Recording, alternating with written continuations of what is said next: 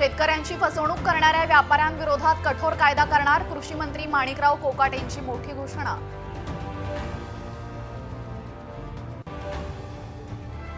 पुढील 4 दिवस 16 जिल्ह्यांमध्ये अवकाळी पावसाची शक्यता, पुण्यासह मध्य महाराष्ट्र, मराठवाडा, विदर्भात पावसाचा इशारा। लोकसभेनंतर वन डे खेळून चालणार नाही हे माहीत असल्यानं आम्ही T20 खेळलो, नागपुरात फडणवीसांचं वक्तव्य। सत्ता कधीही डोक्यात जाणार नसल्याची प्रतिक्रिया।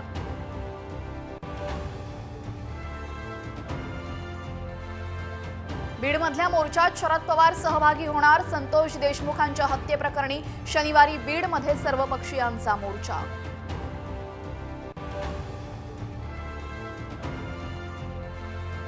लाडक्या बहिणींच्या 1,500साठी सरकारला महाराष्ट्र दारुडा करायचा आहे, संजय राऊतांचा महायुती सरकारवर हल्लाबोल।